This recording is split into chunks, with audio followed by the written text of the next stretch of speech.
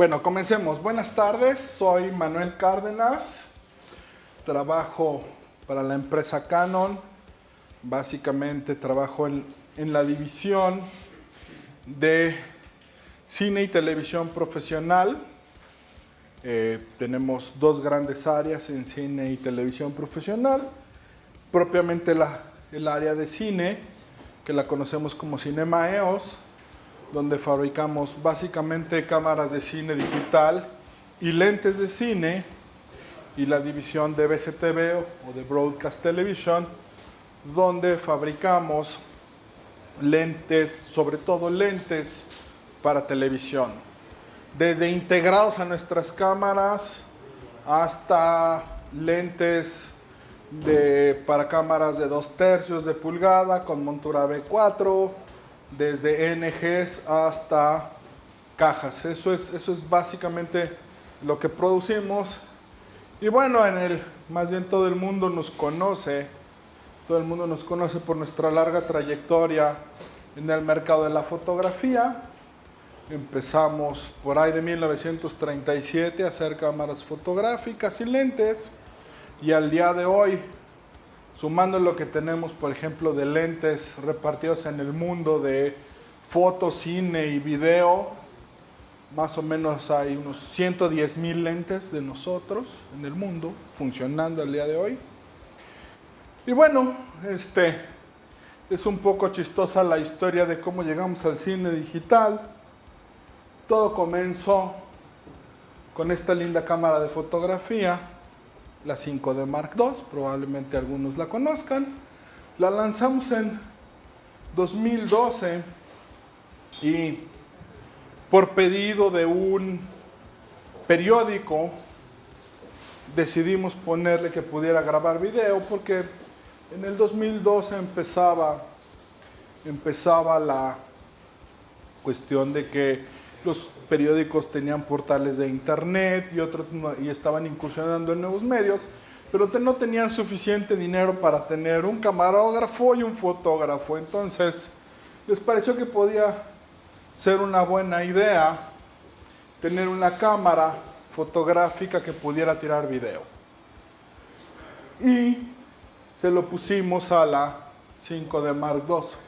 Pero nadie se dio cuenta nadie pensó hasta ese momento que al tener un sensor full frame 35 milímetros íbamos a lograr lo que prácticamente era imposible con poco dinero en el mercado de cine digital de aquella época, que era tener una profundidad de campo corta.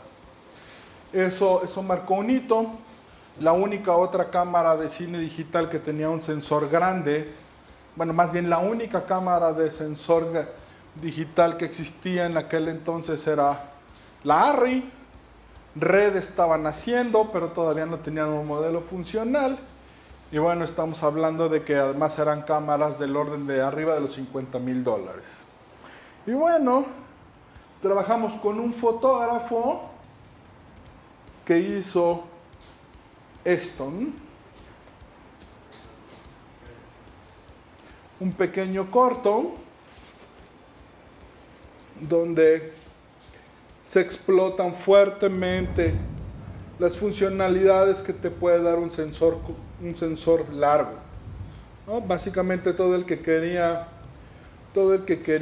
hacer cine digital usando foco corto tenía que usar cámaras muy costosas, y el señor Vincent Laforet, uno de nuestros embajadores de fotografía, decidió incursionar en el cine con un corto, con una cámara DSLR de foto, y cambió enteramente lo que somos en Canon al día de hoy.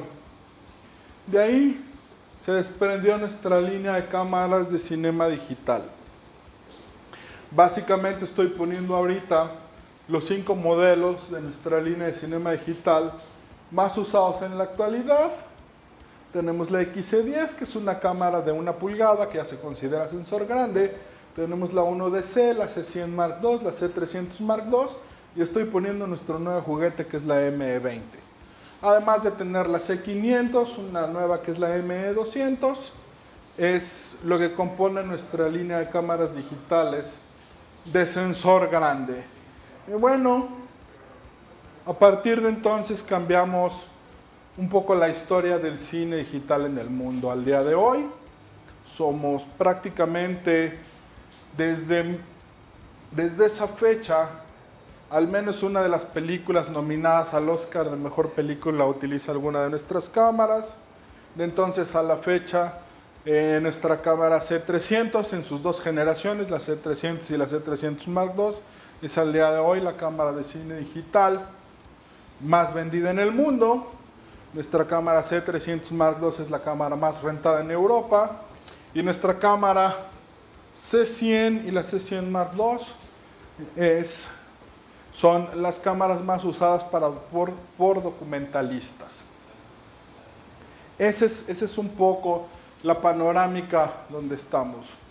¿En qué nos distinguimos? ¿Qué buscamos en Canon? Básicamente tener una ciencia de color muy atractiva. Lo que les puedo decir del mercado de cámaras es que hay 5 marcas donde ya no es una discusión la calidad, ya no es una discusión el codec, ya no es una discusión el tipo de 4K. Todas más o menos tenemos modelos en el mercado de segmento medio y segmento alto y somos Arri, Red, Sony y Canon. Básicamente esas 4 marcas al día de hoy, por eso estamos en este segmento, porque la discusión dentro de nuestros usuarios, bueno, me faltó una, pero es Panavision, pero esa es la que está por allá arriba y que solo se renta y que es rarísimo ver en México, ¿no?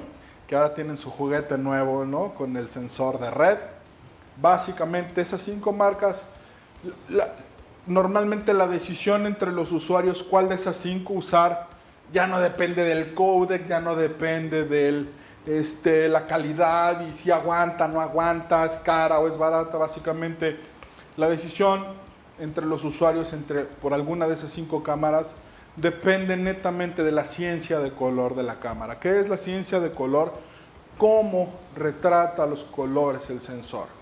Básicamente hay 2 tendencias en el mundo, las pueden ver claramente. Es lo que en inglés dicen el blue and crispy and el soft and red. Blue and crispy sería algo así como el azul contrastado. Y ahí pueden ver claramente que está Sony y Red.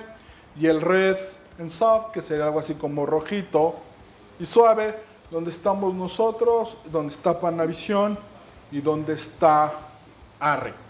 Básicamente son las 2 tendencias. En los lentes sucede algo similar.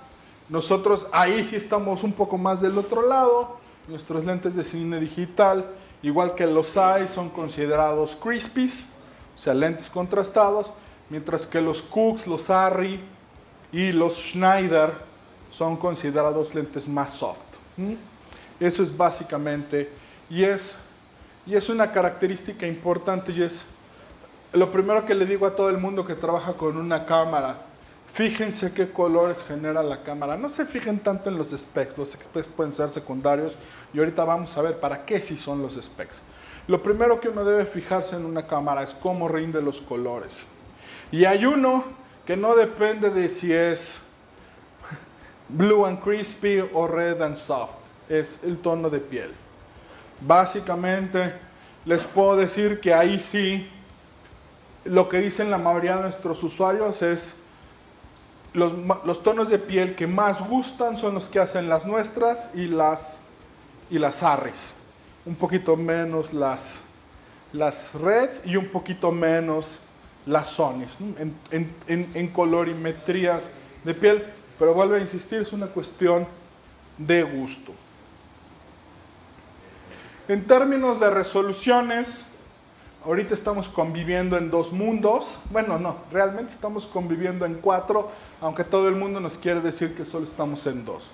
¿Cuáles son los mundos en los que estamos viviendo? 4K y Ultra HD.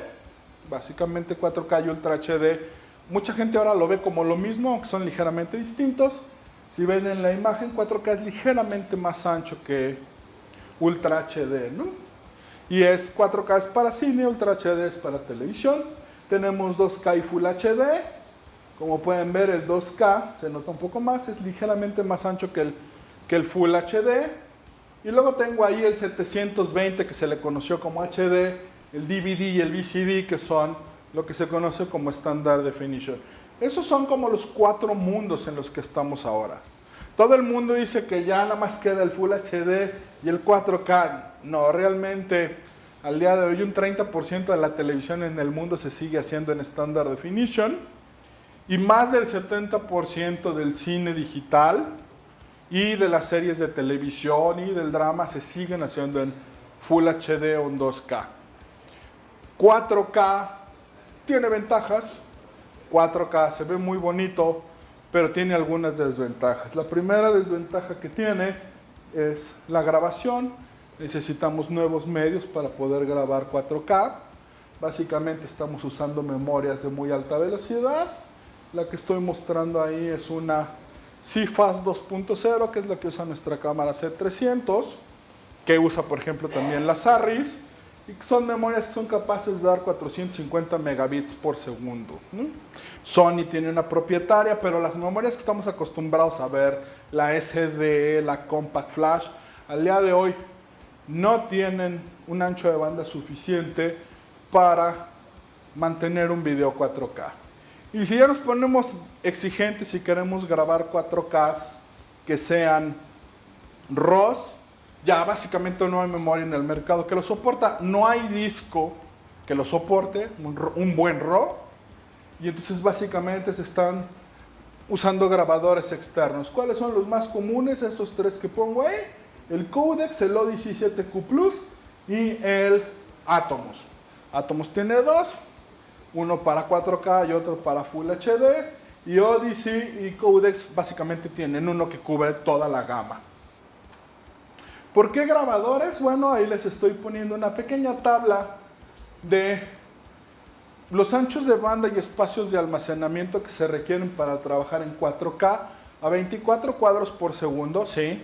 A pesar de que hacemos cámaras que ahora pueden hacer 50p, 60p, 120p, un alto volumen de la producción de televisión, de drama, de cine digital, un 80% de lo que llamaríamos producción de sensor grande se sigue haciendo en 24 cuadros por segundo. Eso no ha cambiado y los proyectores de los cines se siguen ajustando a 24 cuadros por segundo. 60 cuadros y eso se considera alta velocidad. El señor Peter Jackson decidió hacer el Hobbit a 48 cuadros, ¿no? Dijo que este límite de 24 pues estaba ahí porque era lo que se podía hacer cuando se inventó el cine, pero que ya era justo que lo hiciéramos más rápido.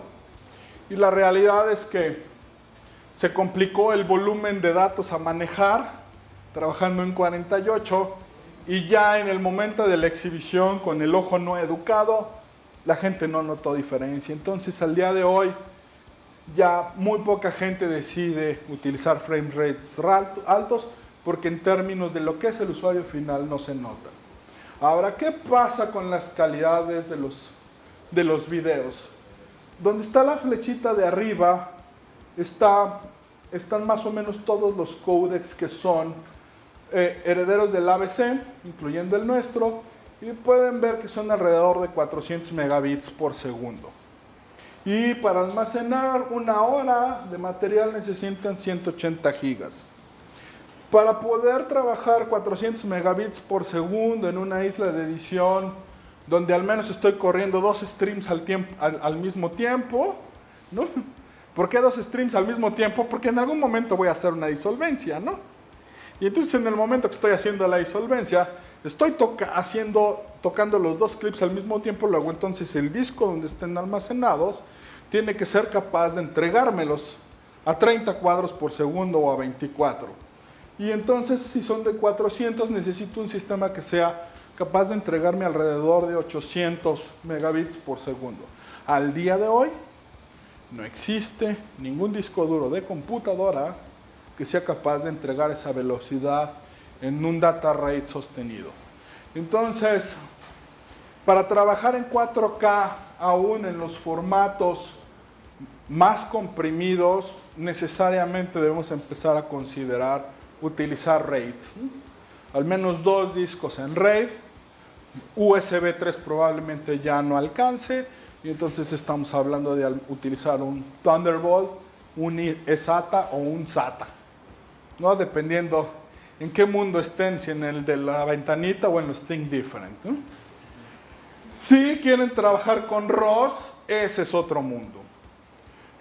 Los dos de los ROS más, si ven los 4 ROS más grandes que hay en el mundo, está el de Sony, el nuestro, el de Phantom y el de ProRes. Son los más demandantes en términos de ancho de banda, y estamos hablando de que al menos, si quieren trabajar 4K con alguno de estos ROS, necesitan 2 gigabits por segundo.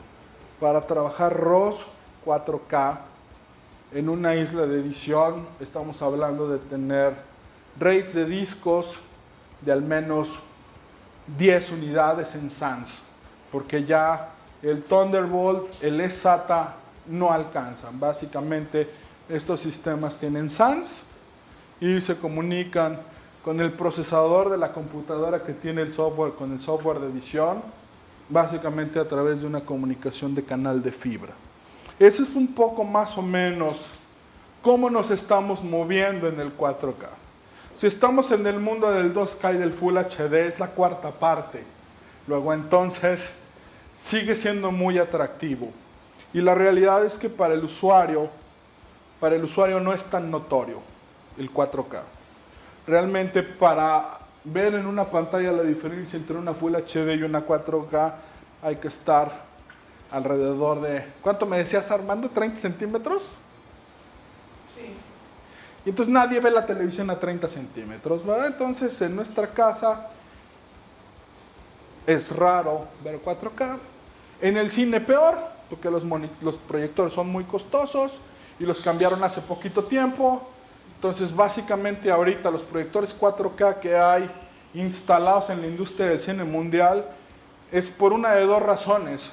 Porque tenían uno tradicional de cine que se quemó hace menos de un año, porque hace más de un año era más barato poner un 2K. Entonces esa es una de las razones. O la otra es porque es una sala insignia, ¿no? Van a ver a Cinemex en México, a Cinépolis, de repente presumir, ¿no? Nuestra gran sala digital. Esa sí tiene un proyector 4K. Pero las demás, que son como el 90% de las salas en México, de las 2 cadenas, tienen 2K.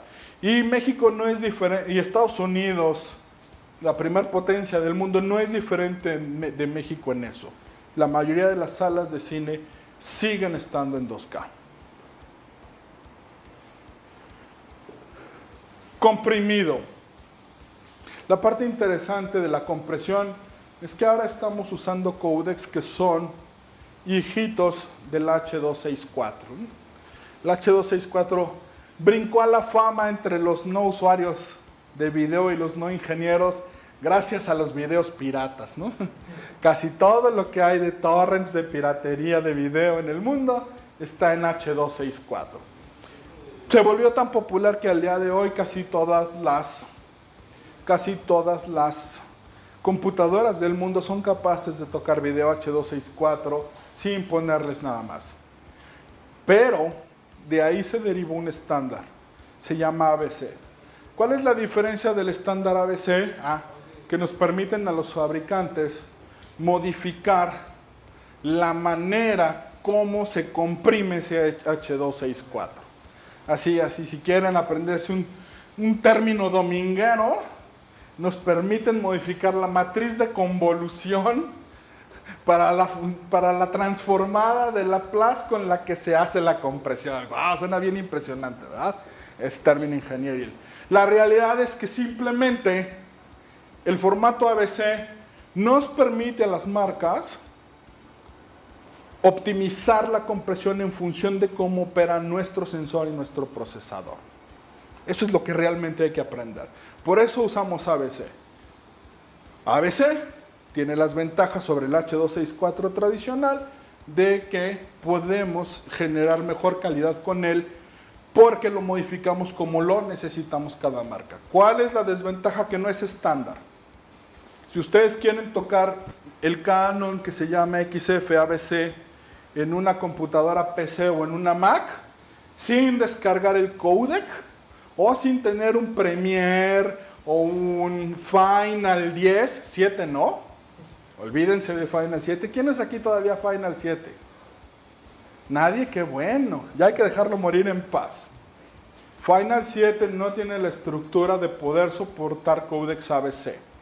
Por eso todo el mundo que usa Final 7 primero tiene que transcodear sus ABCs, no importa si es de Canon o de Sony o del que sea, a ProRes y luego editarlo en ProRes, porque no puede hacer el cálculo matemático. Pero bueno, eso es no tal calce. En ABC, básicamente, nosotros utilizamos dos diferentes esquemas de compresión. Uno le llamamos intraframe, donde en términos prácticos es el de arriba, y ustedes pueden ver que todos los cuadritos que están en amarillo dicen I. ¿Qué significa intraframe? Que agarro cada cuadro de video y lo comprimo, y agarro el siguiente y lo comprimo. Y abajo está lo que llamamos long up. Los long ups lo que hacen es, agarro el primero y es un I, lo comprimo. Agarro el segundo y el tercero, que son los Bs, y los comparo contra el anterior y en función de eso los comprimo. Y luego agarro el cuarto, que es un P, y ese lo comparo con los anteriores y con los siguientes, y en función de eso lo comprimo. Ventaja de un long up sobre un I, ocupa menos espacio. Desventaja, tira más información y luego entonces no se ve tan bien. Entonces básicamente por eso puse esta rayita del lado izquierdo. Calidad. En ABC mayor es cuando es intra y menor cuando es un long up de menor tamaño. Básicamente nosotros le ponemos a nuestras cámaras 4K la posibilidad de grabar un proxy. Le llamamos proxy porque simplemente estamos generando la mayor compresión, estamos reduciendo el color. ¿Para qué? Para tener un archivo muy manejable, ¿no? Nuestro archivo proxy es un 2K o Full HD, long up, 420 de 8 bits. ¿No? Y me encanta cuando doy esta plática en televisoras, porque cuando les digo que eso para nosotros es un proxy, o sea, eso es lo que está hasta allá abajo, la gente de la televisión me dice, es con lo que estamos transmitiendo ahorita. ¿No? Y al día de hoy las cámaras que tenemos están muy por encima de lo que el mundo es capaz de transmitir, tanto en la televisión como en el cine como en el internet. Y luego viene otro pequeño problemita. HDR. ¿Alguien ha oído el término? ¿HDR? ¿Nadie ha oído HDR? Ah, 1, 2. Es algo así como, en realidad los mexicanos deberíamos decirle RDA, ¿no? Rango dinámico ampliado. ¿De dónde viene? Bueno, en 1960 y algo que se hizo el último ajuste al color en la televisión, se comprimió la cantidad de colores que se usan en la televisión a solo el 33% de lo que es capaz el ojo humano. ¿Sí? La televisión, así como la ven hoy, aunque sea 2K o 4K, solo está mostrando el 33% de los colores que puede ver su ojo. Y si van al cine, el cine está en alrededor del 50%. O sea, es bastante mejor el cine que la tele, pero sigue muy lejos de donde está nuestro ojo. La iniciativa HDR y WCG, que es Wide Color Gamut y High Dynamic Range, es acercar la nueva televisión, es acercar el nuevo cine un poquito más a lo que puede nuestro ojo en función de la tecnología que tenemos ahora. La explicación más sencilla es, del lado izquierdo ese que parece medio triángulo con una curvita arriba, es lo que puede ver nuestro ojo en términos de mezclar rojo, verde y azul, ¿no? Verde para arriba, azul, rojo, y por eso en el centro es blanco, ¿no? Y tengo dos cuadritos ahí, porque esa es una de las cosas que hacemos todos los fabricantes. ¿no? ¿Dónde está nuestro blanco? No, no todo el mundo, el blanco es el mismo blanco. Pero lo importante es, todo lo que es coloreadito es lo que ve nuestro ojo. El triangulito verde de hasta adentro es los colores que puede mostrar su televisión. No importa si es 2K, 4K, Full HD, digital, análoga, no importa, ese estándar viene desde 1960 y algo, y al día de hoy, aún con el Full HD, es el que se sigue usando. El amarillito es lo que ven en el cine, DCI-P3. No importa si es 2K, 4K, proyector barco, Sony, todo el cine se calibra en DCI-P3. Si ustedes lo ven, es ligeramente más grande, pero no mucho más. Y el que sigue, el rojo, se llama BT2020. Ese nombre chistoso, apréndanselo. Es el nombre técnico de lo que la gente conocemos ahora como HDR. Ese es el nuevo estándar. Y al día de hoy, todas las televisiones 4K que se empezaron a fabricar a partir de marzo del 2016, de todas las marcas, están ajustadas para usar esa colorimetría. Básicamente, estamos duplicando la cantidad de colores que podemos desplegar. Se está convirtiendo en una iniciativa muy importante por una razón muy simple, porque a diferencia del 4K, no necesitamos crecer 4 veces el ancho de banda, solo necesitamos crecerlo en un 15%. Entonces, todas las cámaras actuales se están fabricando en esos términos. Aquí estoy agregándoles hacia afuera 2 triángulos más. Uno que dice Cinema Gamut y otro que dice Aces. Cinema Gamut es la cantidad de colores que puede capturar un sensor de una Canon C300 y grabarlos.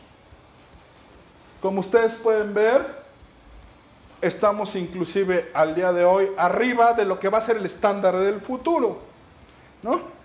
Y si ven la de Sony, más o menos se parece a la nuestra, y si ven la de Red o la de Arri, se parece a la nuestra. O sea, al día de hoy estamos fabricando cámaras que pueden mostrar más colores que el estándar que apenas se va a poner. Como eso suena a locura, la Academia de Artes y Ciencias de Estados Unidos dijo, inventemos un estándar que nadie alcance, para que no tengamos que estarlo cambiando todos. Y esa es la siguiente gran iniciativa, y ese es ese triángulo que dice Aces. Como si ustedes lo ven, es mostrar más color de lo que es capaz de ver el ojo humano.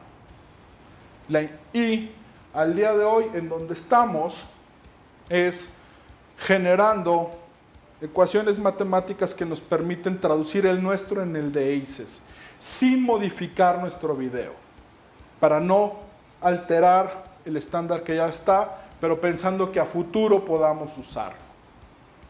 ¿En qué se traduce eso cuando lo ven en la cámara? Van a ver la imagen siempre deslavada, dice mucha gente. O sea, aparentemente, como estamos haciendo un tratamiento logarítmico, la imagen parece no tener suficiente contraste. Pero la intención es mantener todos los datos que hay en las zonas de mucha luz y en las zonas de baja luz, en los highlights y en los negros. Esa es la intención, y por eso ustedes van a ver que nuestra C100, nuestra C300, la C500, la X, la 1D, cuando le dicen graba Cinema Gamut, se ve deslavado en la pantalla, ¿no? Y de ahí viene un concepto que se llaman los LUTs, ¿no? El LUT es para convertir esa imagen en lo que el humano está acostumbrado a ver en la televisión normal. ¿Por qué hacerlo así? Porque después podemos trabajar con toda esa información a la hora de hacer el grading y a la hora de hacer la edición. Este es un cuadro como más o menos se está haciendo el flujo de trabajo de manera moderna. Hay dos maneras. Una es grabo adentro de mi cámara en tarjetas o grabo en un grabador externo. Normalmente los grabadores externos tienen la intención de utilizar RAWs no comprimidos. Y los comprimidos básicamente tienen un flujo de trabajo más sencillo y más lineal. ¿Qué pasa cuando uso un comprimido? Básicamente lo que hace todo el mundo es lo copia a la computadora, lo pasa a su software de edición no lineal. Todos los softwares de edición no lineales que hay ahorita en el mercado leen nuestro códex y los de los demás, lo editan y luego lo llevan al grading. No tiene mucho sentido que te pongas a ajustar el color y darle tratamiento a tomas que después no vas a usar. Entonces primero lo editas y luego vas al grading. El flujo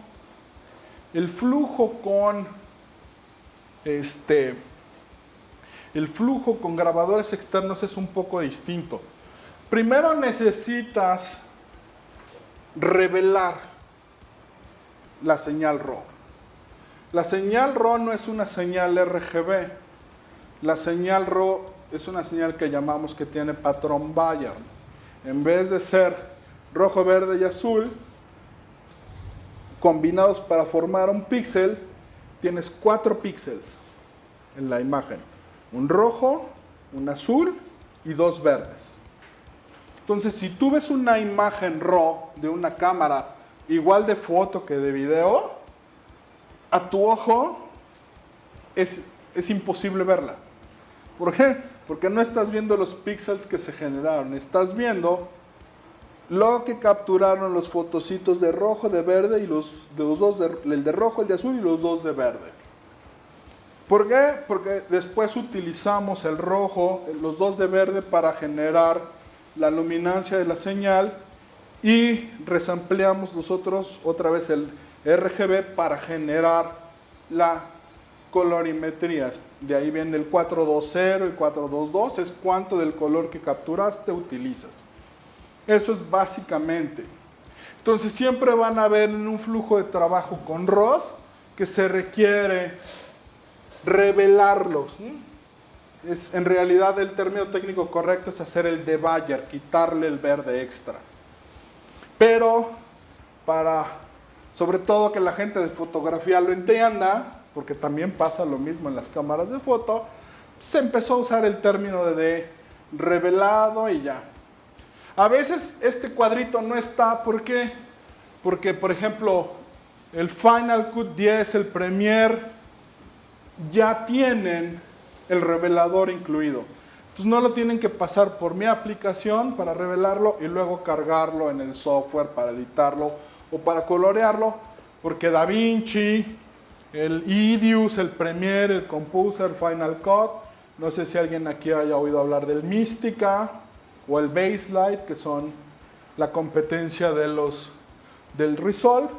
Todos esos softwares ya trabajamos con ellos y ya tienen la información necesaria para que su software haga el revelado sin este paso intermedio. Hablemos ahora sí ya específicamente más o menos de cada modelito.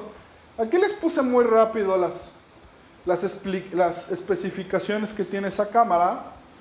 Es una Ultra HD y si ustedes ven, graba 300 megabits a 30 cuadros por segundo. En 4K y en HD graba 50 megabits o 35 y es 422 de 8 bits. Básicamente esta es una cámara que solo permite grabar comprimido y entonces el flujo es lo que sale de la tarjeta va directamente al editor. Es capaz de grabar en Rec 709 o en Cinema Gamut dependiendo si quieren trabajar, hacer un grading o no. Nuestra recomendación, independientemente de la marca, es siempre traten de grabar el logarítmico.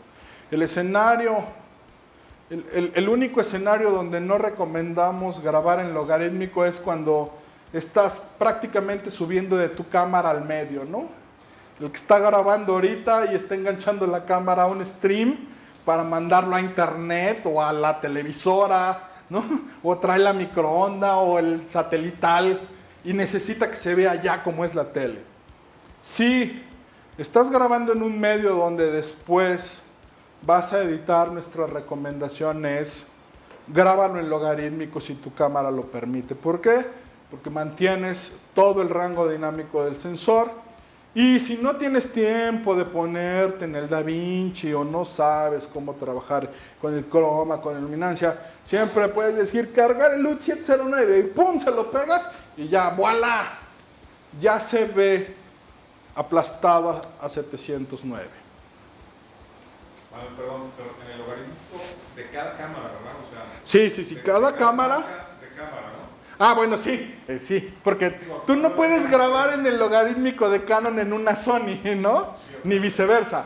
Los logarítmicos son propietarios. Son propietarios, ¿sí? O sea, sí recomendarías de que si estoy trabajando con una Sony, con una Canon, usar el logaritmo. De cada una. Si van a ir a DaVinci después. Por supuesto. Bueno, es más, yo te puedo decir que en muchos mercados es mandatorio. Ya, realmente los logarítmicos es verdaderamente impresionante.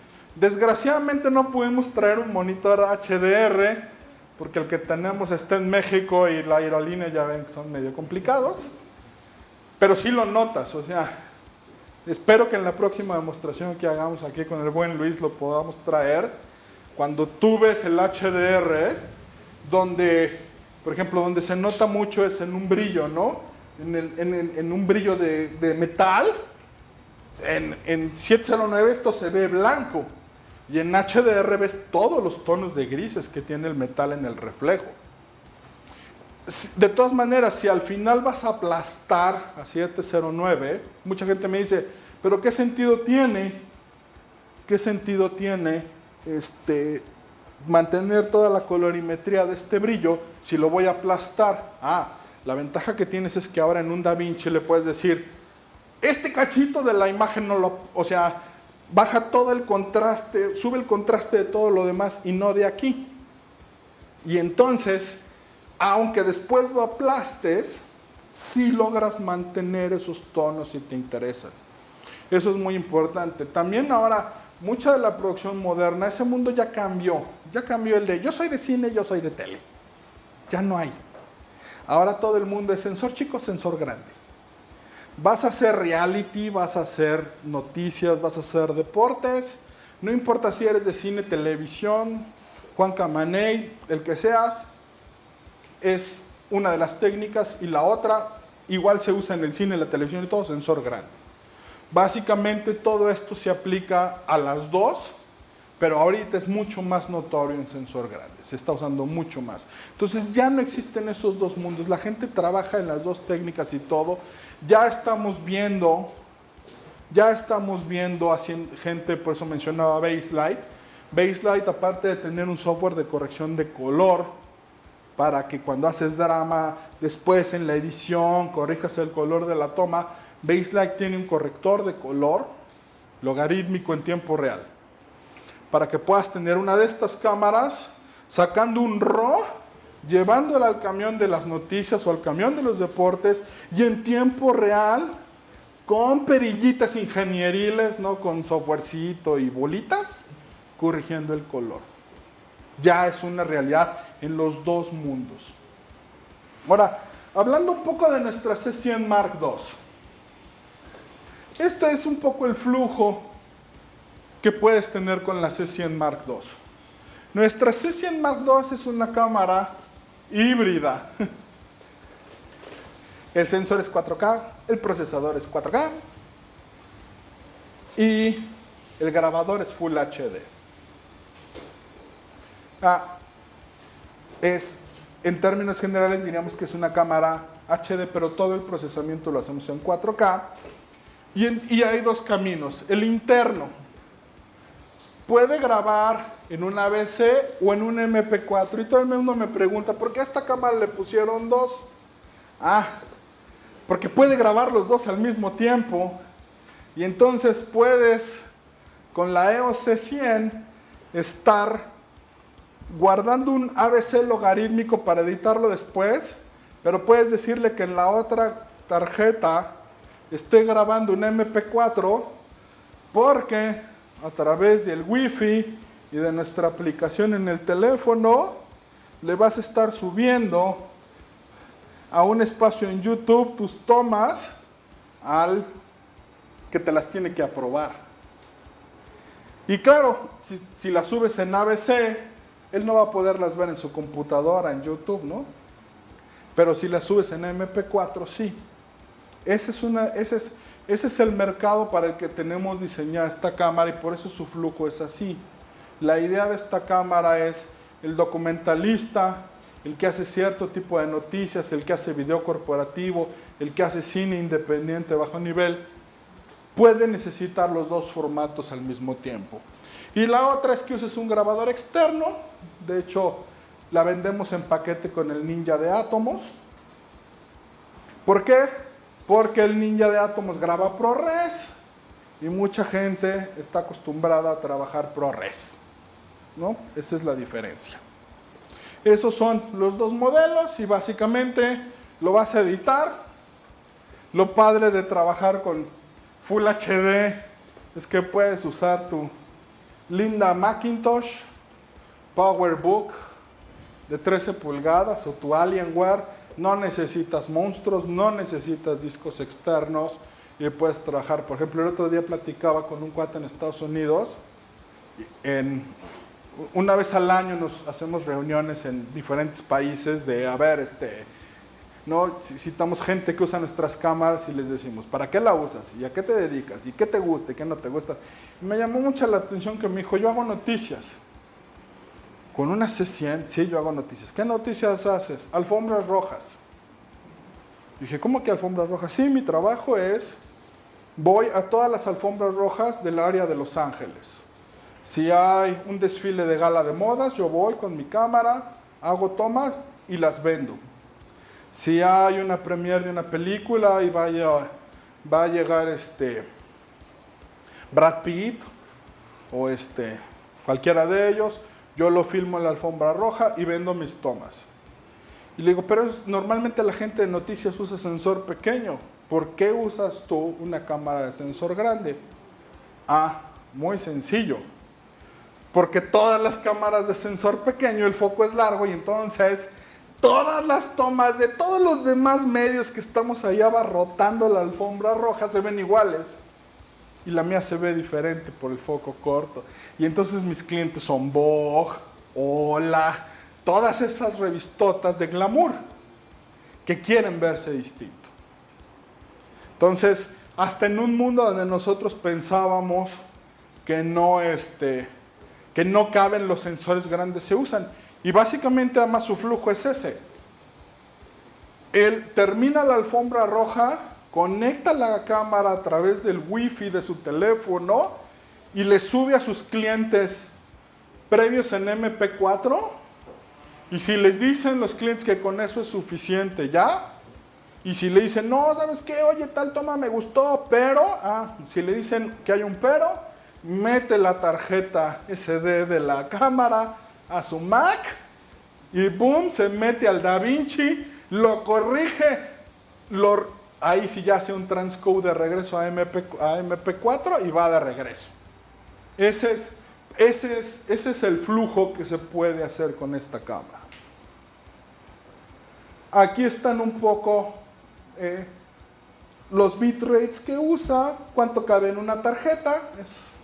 Eso es lo bonito de trabajar Full HD. En una tarjeta de 16 gigas a 28 megabits por segundo te cabe en 1 hora 15 minutos, ¿no? En Full HD. También no se confundan, todo el mundo cree que más megabits significa más calidad y eso ya no necesariamente es correcto porque nos quedamos acostumbrados a los megabits del MPEG, ¿no? 35 y 50, ¿no? Ahora con los ABCs, un 28 megabits por segundo es equivalente a lo que era un MPEG de 35 y un 35 es equivalente a un 50 o mejor. Los nuevos códecs necesitan menos ancho de banda. Esta es nuestra cámara, la C300 Mark II. Esta sí ya está en el mundo de los 4K. Y bueno, los modos en los que puede grabar son mucho más que los otros. Para empezar, internamente puede grabar, la calidad máxima es un 422 de 10 bits, compresión intraframe de 410 megabits por segundo a 30 cuadros. Eso es lo máximo que da. Como ustedes pueden ver, es 10 veces más ancho de banda. Ahí ya no alcanza una memoria SD. Esta cámara usa tarjeta CFast 2. Pero una parte interesante, y es lo que le ha abierto la puerta más grande a esta cámara en Hollywood, es que es la única cámara Full HD que puede grabar RGB 444 de 12 bits. Básicamente, cambiar el color de 10 a 12 bits tiene una implicación de 200 veces más color, porque los bits es logarítmico, ¿no? Es una potencia, ¿no? Un bit son 2 colores, 2 bits son 4 colores, pero 3 bits son 16 colores, ¿me explico? Entonces, de 10 a 12 bits hace mucha diferencia. Nosotros les puedo decir que hay un chorro de gente que originalmente decidió usar la cámara por usar el 4K, y cuando la productora le dijo que podía entregar 2K o Full HD, mejor se brinca el RGB 444 de 12 bits, de 225 megabits, y tiran eso, porque es realmente espectacular el color que puedes lograr con 12 bits. O sea, cuando ya lo ves en un monitor de referencia de color en un grado 1, dices, ¡ay, caray! Como dice nuestra gente de monitores, es como si llegaran con el pescado y te dieran en la cabeza, ¿no? Y te pasa como al gato, ¿no? Quedas todo loco. Y básicamente puede también tener un long up, y lo que logramos con los códecs más pequeños es que puedes grabar a más velocidades. Aquí está lo que cabe. Es un poco distinto, ¿verdad? Si tienes una SanDisk de 64 gigas, en 4K solo caben 20 minutos. O sea, 4 veces más espacio requieres. Y si estás usando una Lexar, por ejemplo, la ventaja que tiene Lexar es que llega hasta 256.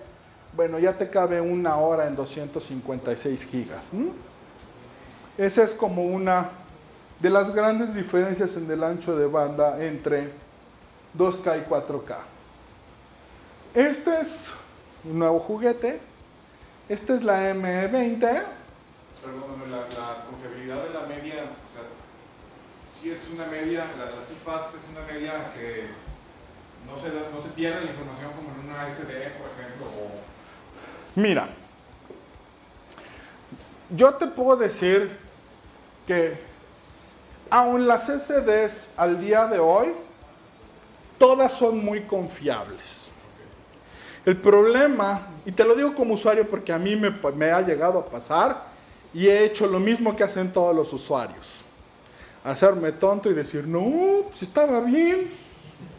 Básicamente les puedo decir que en mi experiencia, 8 de cada 10 veces que se desgracia el contenido que hay dentro de una tarjeta, es porque el usuario sacó la tarjeta cuando estaba grabando en la cámara. Es tan frecuente ese error que lo que nosotros hicimos es, le pusimos puerta a nuestra cámara. Si tú abres la puerta para sacar la memoria, pon stop. Ya. La experiencia que te puedo decir que tenemos en Canon es cuando llega un usuario a decirnos, se desgració el contenido de la tarjeta, pero la tarjeta no.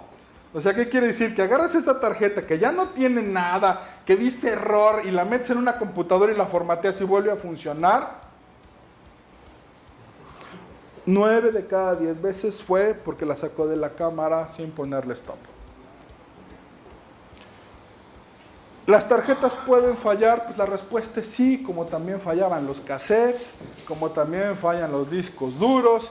Y entonces hay como ciertas recomendaciones que hay que seguir. La primera es, cuando una tarjeta va a fallar, es porque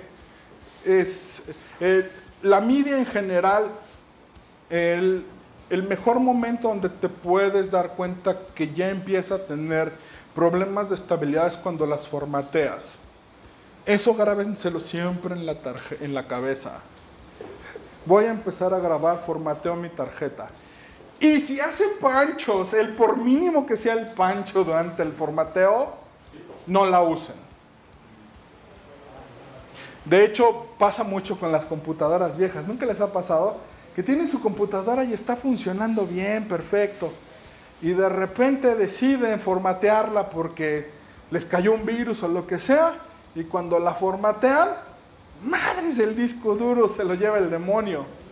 Básicamente es eso. Lo que pasa es que en el proceso de formateo tocas todas las áreas del disco y la que estaba dañada, ¡ping!, dispara el error, ¿no? Es mejor darte cuenta que el disco, la tarjeta está dañada cuando lo estás formateando que cuando estás grabando. Otro error, otra cosa que pasa con algunas cámaras, a la X3 de Sony le pasaban con mucha frecuencia, es que si estás grabando y se llena la tarjeta y después la metes en un lector, te dice que está ilegible porque se quedó abierto un clip. Pero por ejemplo, esa cámara tiene la función de que le dices finalizar y la corrige. A nuestras cámaras nuevas ya también hemos aprendido de eso y ya no les pasa. O sea, si tú estás grabando y se llena la tarjeta, la cámara hace stop y no se daña nada. Antes sí pasaba. O sea, ha evolucionado mucho la ciencia. Ha evolucionado tanto que, por ejemplo, nosotros tenemos un modo que le llamamos Dual Slot Recording. ¿Qué quiere decir? Que si tienes las dos tarjetas puestas y se llena una, la cámara no hace stop. Si el Dual Slot Recording está encendido, se pone a grabar en la otra tarjeta y machan los clips. De hecho, los softwares modernos se dan cuenta que, aunque son dos archivos distintos, es un solo clip. Y cuando tú subes uno de los dos al timeline, te sube el otro y lo pega. Y si crees que el material que tienes es lo suficientemente importante para no correr el riesgo, por ejemplo, nuestras cámaras tienen otro modo que le llamamos la grabación segura. Tú le pones dos tarjetas y le dices grabación segura y entonces graba exactamente lo mismo en las dos. Por aquello de que se desgraciara una. Sí pasa, ¿no? En términos generales, ahora pasa mucho menos. Con los cassettes era horrible.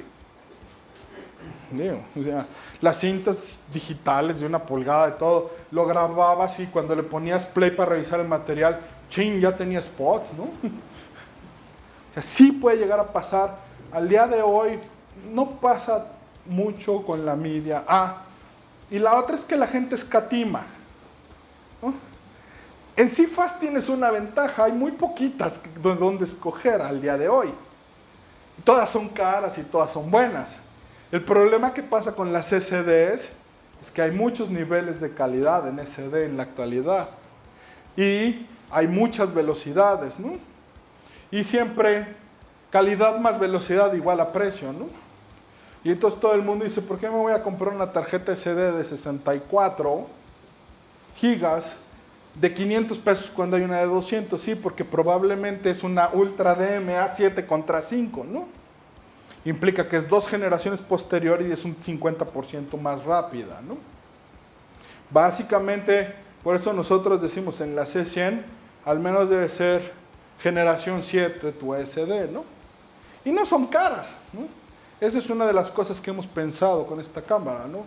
El cuate que va a usar esto, su nivel de producción no permite pagar una tarjeta SD, una tarjeta como la CFast 2, que vale casi ¿cuánto valen las CFast 2? Como 300, $400, o sea, ¿no? Es una tarjeta cara, ¿no?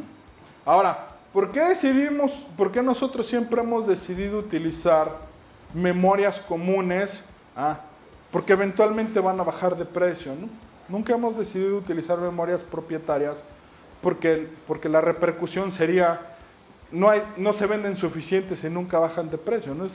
Es lo que le pasó en alguna época de su vida a Panasonic con sus P2, ¿no? Salieron costando $1,000 y se murieron costando $1,000, nunca bajaron de precio. ¿Por qué? Porque para lo único que servía esa memoria era para una cámara P2, ¿no? La CFast sirve para la mía, sirve para la ARRI, sirve para computación, ¿no? El que necesita alta velocidad en datos, las usa también. Entonces sabemos que la curva de precio de la memoria CFast 2 va a empezar la curva de precio va a ser pronunciada hacia la baja de precio. Bueno, contestada la duda, la M20 es una cámara muy chistosa porque en términos de cámara, que a lo mejor no es el motivo de nuestra reunión, es que alcanza ISO 4 millones. ISO 4 millones es algo así como que no hay un lugar en la Tierra donde lo puedas probar. La luz de una noche sin luna con 2 estrellas es suficiente para volártelo y que se vea saturado. Eso significa ISO 4 millones. ¿No? Y todo el mundo dice, ¿por qué a alguien del mundo creativo le interesaría usar una cámara de ISO 4 millones? No, eso es para los que quieren cazar narcoterroristas y ese tipo de cosas locas, ¿no? Lo importante no es el ISO 4 millones. Lo importante es que en ISO 32000 genera la cantidad de ruido que sus hermanitas Super 35 como esta, o como la 300, o como la Sonys, generan en ISO 3200. Entonces, ISO 32000, por ejemplo, para alguien que está haciendo una serie de televisión donde tiene que grabar una escena en la noche en una playa, es la diferencia entre gastarte 40,000 pesos por día en lámparas, ¿no? ISO 32000 es suficiente con que uses 2 foquitos de esos y un 2000 es lo que están usando para todas las tomas nocturnas de Homeland con esa cámara. Y sí, no la llevan a ISO 4 millones, ni siquiera la llevan a ISO 1 millón. La están poniendo en ISO 16000, en ISO 32000. Ese es. ¿Cuál es su ISO como nativo? No, su ISO nativo sigue siendo el estándar de nosotros, 800. El concepto de ISO nativo también se ha revolucionado en los últimos 2 años. El problema es que antes, si tú te movías por arriba del ISO, de lo que la gente llamaba ISO nativo, el ancho de banda, los pasos que tenías de rango dinámico, se empezaban a mover de manera muy loca, ¿no? Digo, la referencia siempre ha sido un color gris al 18%, ¿no? Y, por ejemplo, nuestra cámara, nuestra C300, ¿no? En ISO 800, del gris al 18, de los 14 pasos, más o menos están 7.49 por arriba del gris y 6 punto y cacho por abajo del gris. Antes, ¿qué pasaba? Que si te movías de ISO 800 a ISO 1200, esa barra se movía, ¿no? De estar así se hacía así, o a lo mejor se hacía así. Eso ya no pasa ahora. Hacia arriba. O sea, si tú agarras mi cámara y la subes de ISO 800 a 1200, a 2400, a 3200, a esta, a la 300 o a esa barra ya no se mueve. Las Sonys tampoco se mueven. Se mueven cuando te vas hacia abajo. Pero ahora la otra es, se mueven constantemente, ¿no? O sea, si tú bajas de 800 a 640, a lo mejor se mueve tantito, pero si te mueves A 300 ya se quedó donde se movió, me explico, o se mueve ligeramente más, no empieza a hacer cosas locuras. Ya no es tan importante. Mucha gente quiere seguir usando el ISO nativo porque garantizas que está a la mitad. Pero ya no es tan importante. Entonces en esta cámara, aunque su ISO nativo es muy bajito, no está diseñada para usarla en esos ISOs. Está diseñada para aventarla a 3200, 6400, 15200, ¿no? En la NAV, nuestro jefe, se llama Eddie Yamazaki.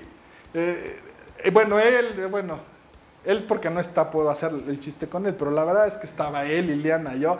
Estábamos como niños con juguete nuevo porque estaba esta cámara y estaba una fogata simulada con un perrito y un gatito y cero luz, ¿no? Y la cámara estaba en ISO 6400, ¿no? Y entrabas y veías lo que genera y decías, wow, o sea, volteabas arriba y veías el monitor y veías el perrito, la sillita y todo. Volteabas abajo y no veías nada. Pero eso no era la parte impresionante, ¿no?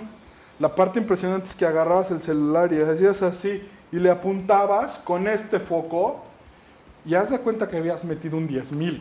Así, ¡fua! Se iluminaba toda la escena, todo el ruido que tenía la señal se desaparecía y estábamos, y mira cómo se ve prendido, y mira cómo se ve apagado, y mira qué bonito, y mira qué feo. Es verdaderamente impresionante. Ahora, ¿por qué decidí incluirla? Porque aparte de que tiene esa particularidad, es nuestra única cámara que no graba. Básicamente esta cámara solo tiene una salida y tienes que usar un grabador externo. Y era como el preámbulo para hablar, aquí lo pueden ver, tiene una salida 3G y un HDMI. No tiene grabador. Y es Full HD, 60p, y puede hacer un RGB 444.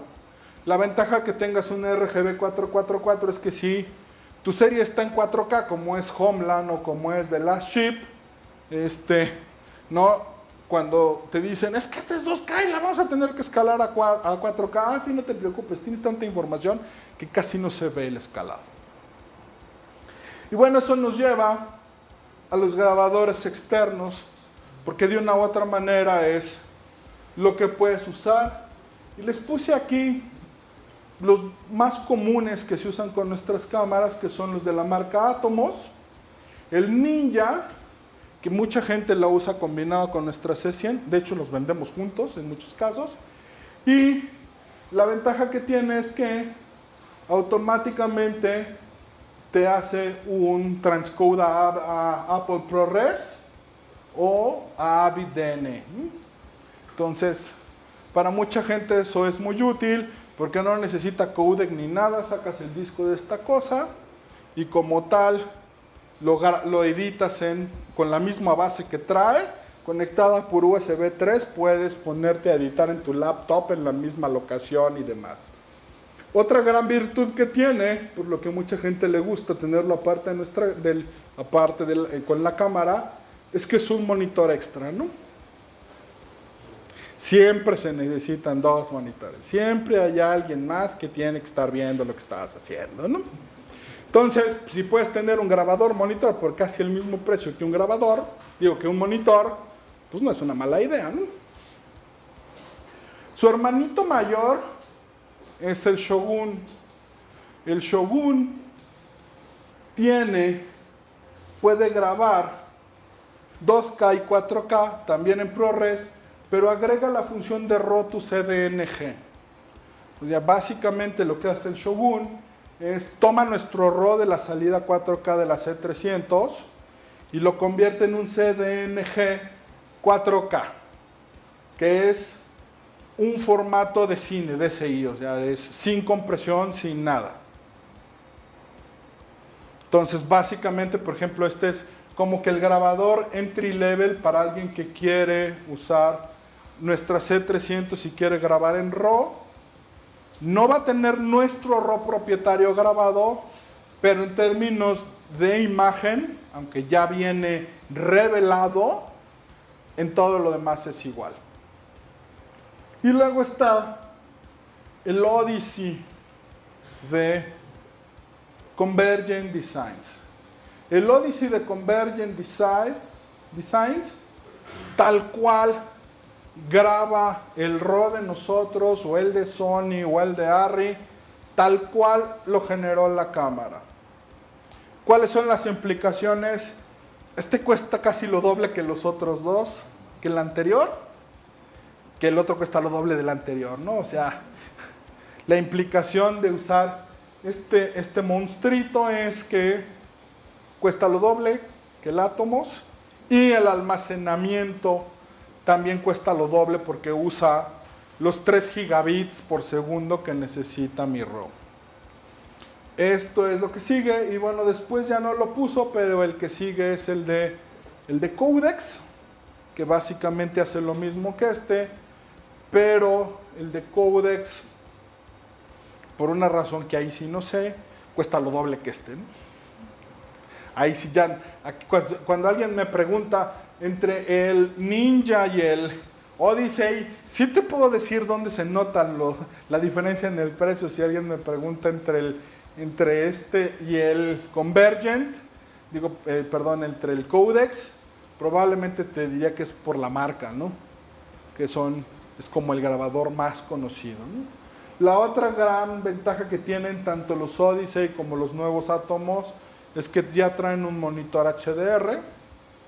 Entonces puedes con un simple botonazo decirle, a ver, puedes estar viendo tu señal HDR así toda deslavada, y cuando llega el cliente, bueno, no sé si alguien de aquí haga comerciales, yo hacía muchos comerciales y me pasaba con mucha frecuencia cuando estábamos grabando el logarítmico, que llegaba el cliente y ¡ay, se ve horrible! Está todo deslavado. Permíteme, ¿no? Prendes el LUT en este monitor y ya lo ve aplastado a 709. Ah, no, así sí está bien. Ok, así lo quiere el cliente.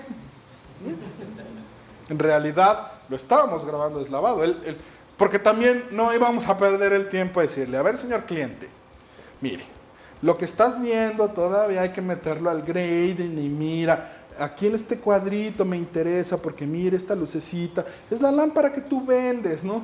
Entonces no nos conviene que se vea toda blanca, ¿no?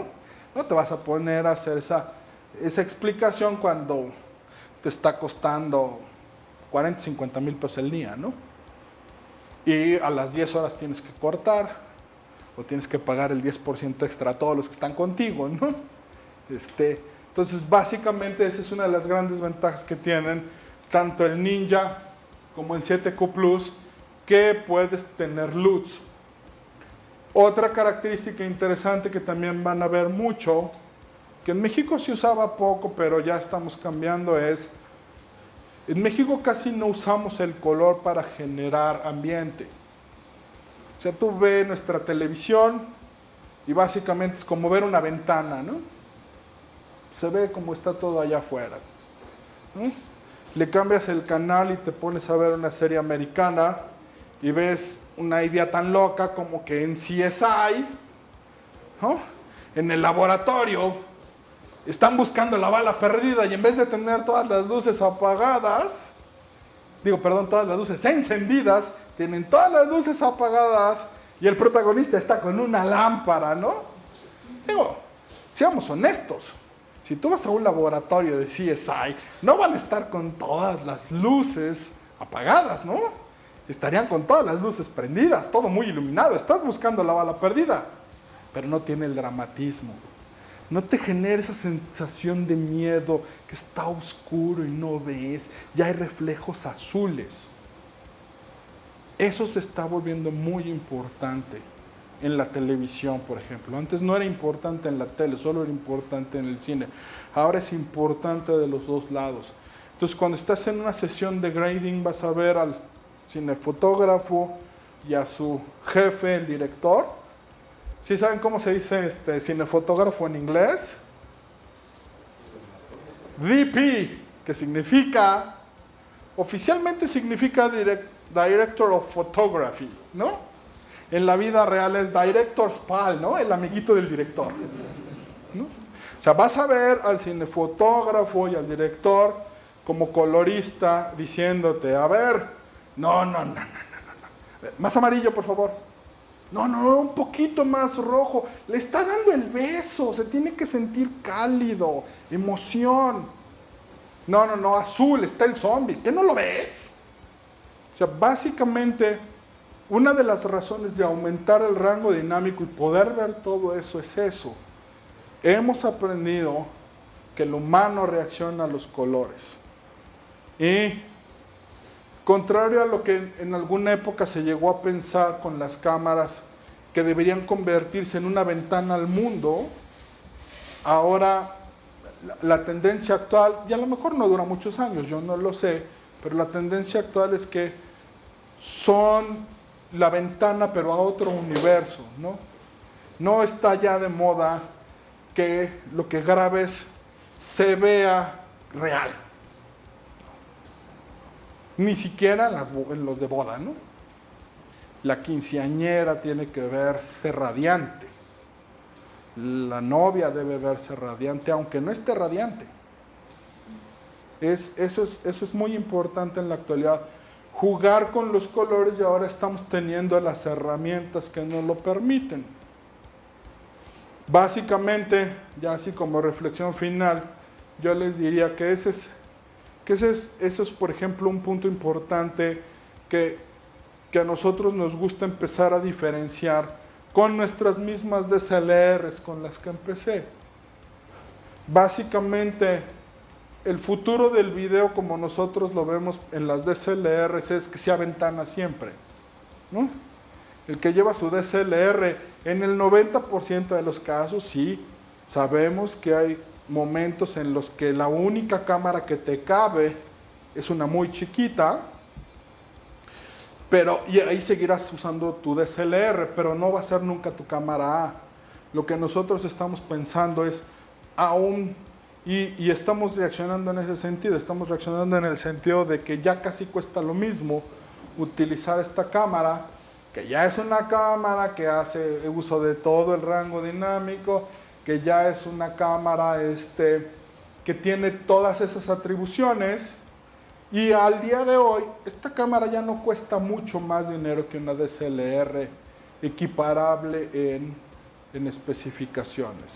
Eso es un poco hacia donde nos estamos moviendo, porque se está volviendo muy importante el color, más que la resolución.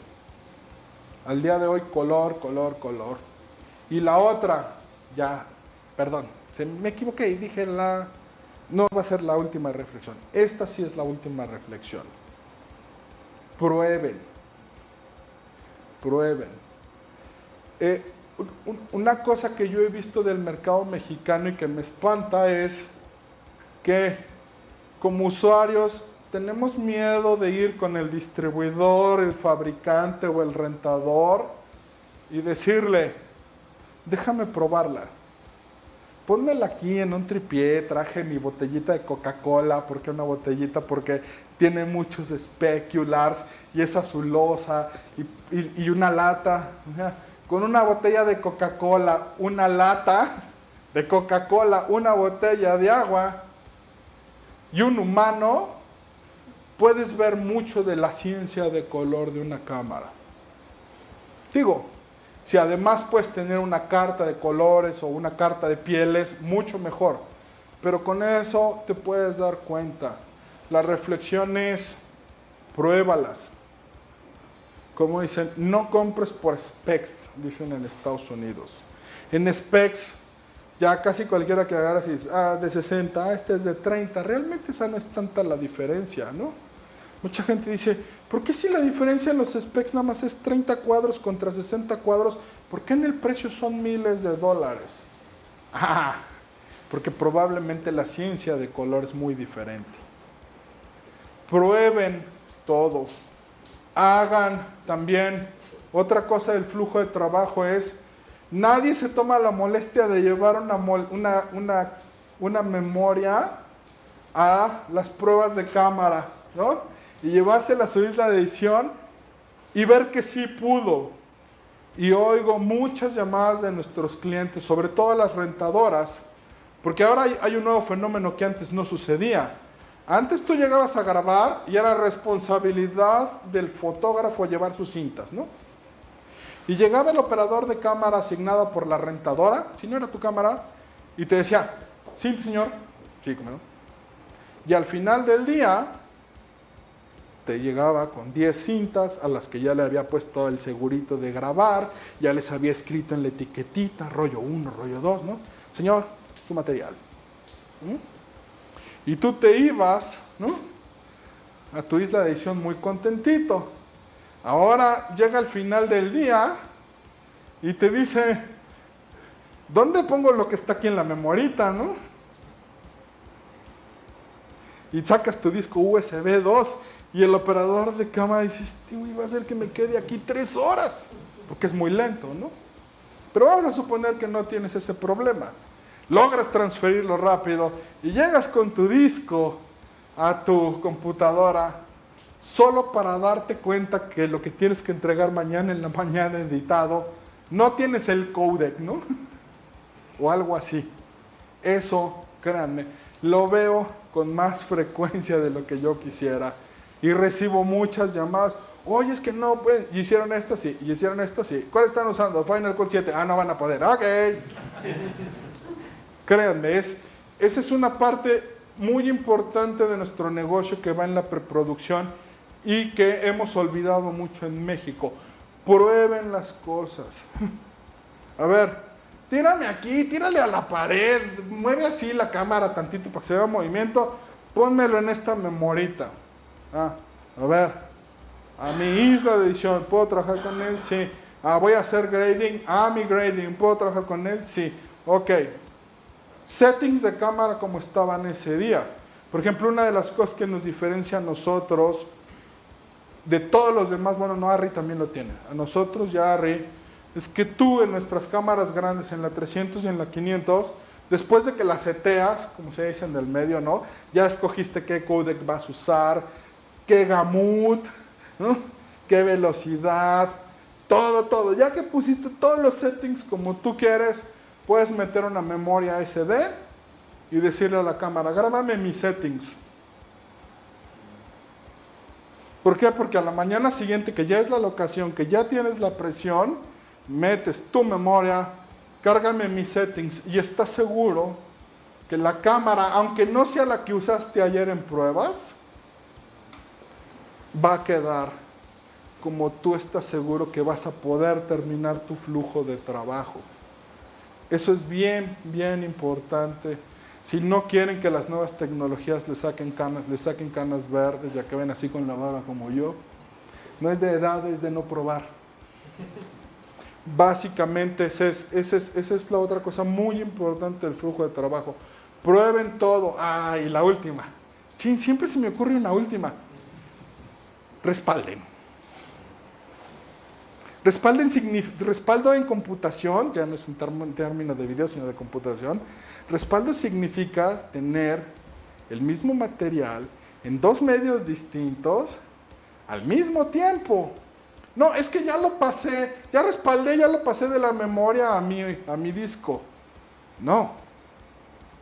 Cópialo a tu disco y a otro disco. Eso es respaldar.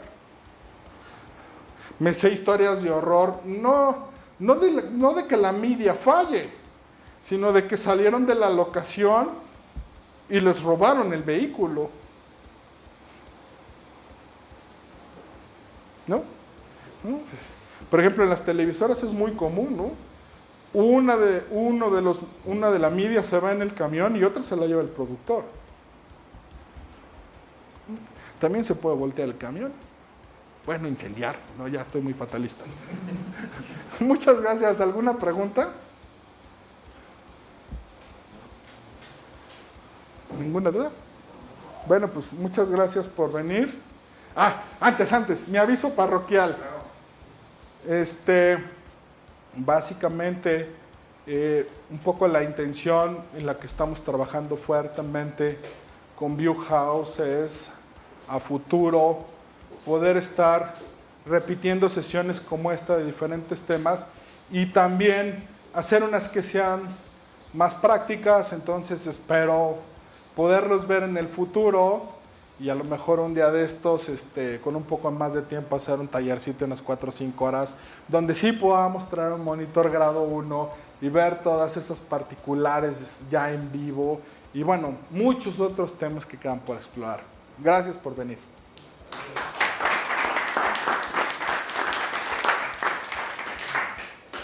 Bueno, muchas gracias a ustedes por venir. Gracias Manuel, gracias Lili, gracias Armando por la oportunidad de tenerlos aquí. Ha sido realmente